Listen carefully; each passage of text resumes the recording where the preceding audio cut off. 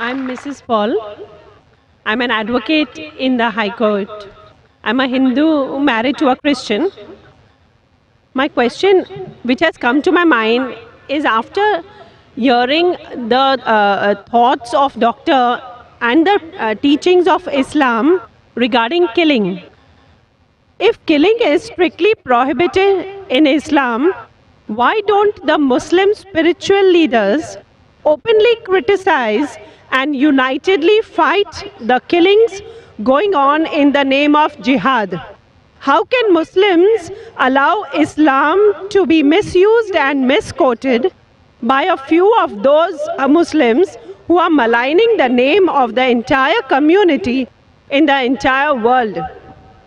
Asked a very good question. She said that she was impressed with the teaching of Islam, that Islam is against killing innocent human beings.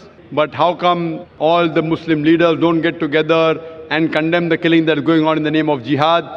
And just because of few black sheep, Islam is being maligned. Sister, for the detailed answer, you should listen to my last talk in the last conference, 1 year back in November 2008. My final speech of the second International Peace Conference was Media and Islam, War or Peace. The main thing to blame, it is the media. It is the media which picks up black sheep of the community and they portray as though they are exemplary Muslims.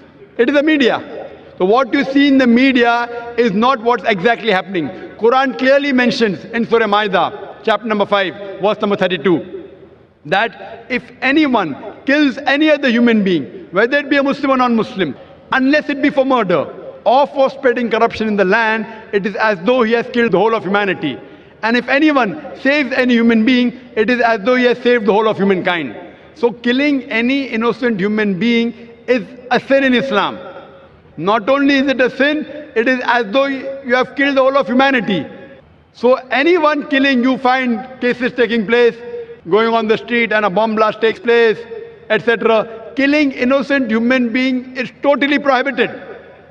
It's clear cut. And when I went to USA, I went to UK, we have Muslim organizations condemning what bomb blast took place in the tube station in London. We condemn it. I went to America, I found some of the Muslim organizations condemning what's happening in 9/11. I agree with them. I agree with them. What happened in 9/11? A few thousand people killed. It is to be condemned. Who did it? I don't know. I'm not saying Muslims did it. It is the media which is saying there's no proof at all. There's no proof. But whoever did it, there are, if you go on the internet, you have various documentaries showing that it was a government job, inside job. George Bush did it. I don't know who did it. Whoever did it, killing thousands of innocent human beings in 9/11, in the Twin Tower bombing, is to be condemned. More than 50 people killed in the tube bombing in London is to be condemned. More than 100 people killed in Bombay in July, couple of years back, in the train bombing in Bombay is to be condemned. But don't put a full stop. Simultaneously, I also condemn the thousands of people killed in Afghanistan, the thousands of people killed in Iraq, the thousands of people killed in Palestine.